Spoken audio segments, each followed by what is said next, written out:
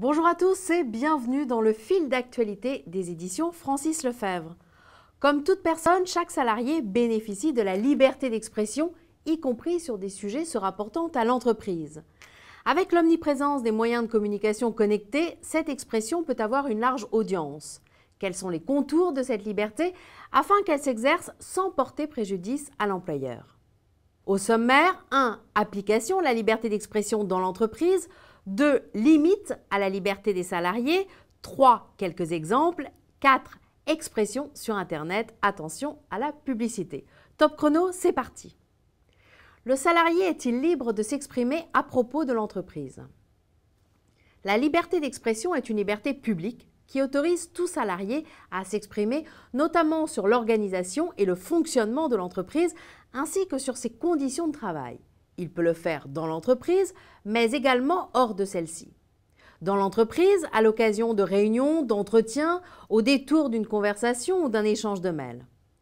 Hors de l'entreprise, auprès de personnes extérieures à l'entreprise, famille et amis, clients ou d'autres publics, par la presse, l'usage de réseaux sociaux, blogs, etc. L'employeur ne peut pas sanctionner un salarié pour des propos s'inscrivant dans les limites de sa liberté d'expression. Quelles sont précisément ces limites? Le respect par le salarié de son obligation de loyauté et de confidentialité. Cette obligation varie selon les fonctions exercées. Il ne doit pas divulguer des secrets de fabrication ni des informations confidentielles dont il a connaissance dans le cadre de son travail.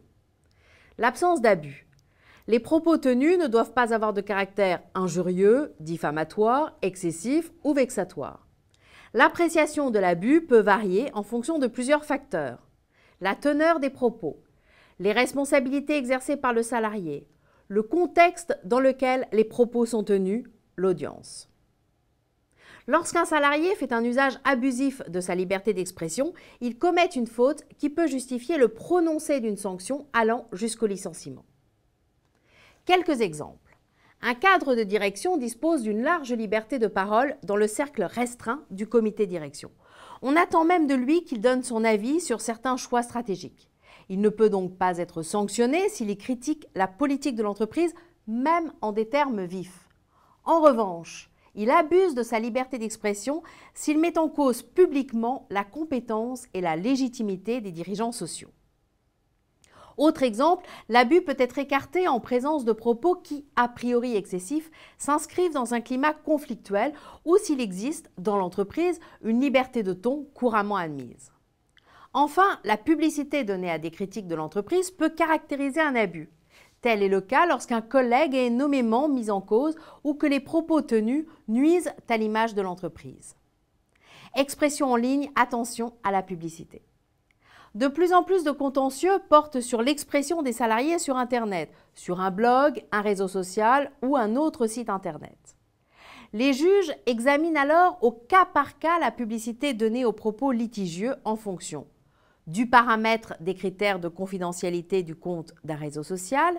La solution diffère si les propos sont accessibles à un nombre restreint de personnes ou à un large public. De la renommée du site Internet diffusant ces propos.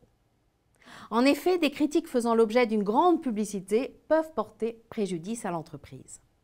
La Cour de cassation a admis récemment qu'un salarié, s'étant interrogé via un site Internet sur la sanction disciplinaire infligée à un de ses collègues, n'a pas abusé de sa liberté d'expression dès lors que les propos en question ne sont pas injurieux, excessifs ou vexatoires, s'inscrivent dans un climat conflictuel, ont été diffusés sur un site Internet à caractère quasiment confidentiel. En revanche, la Cour d'appel de Lyon a jugé justifié le licenciement d'un salarié qui, sur son compte Facebook, a décrit son entreprise en des termes injurieux et peu flatteurs. En effet, il n'avait pas pris la précaution d'activer les critères de confidentialité de son compte Facebook, lui donnant ainsi un caractère public. Signalons que la CNIL donne de nombreux conseils aux internautes utiles pour maîtriser leurs communications en ligne. Voilà, c'en est tout pour aujourd'hui. Merci de votre attention et à très bientôt.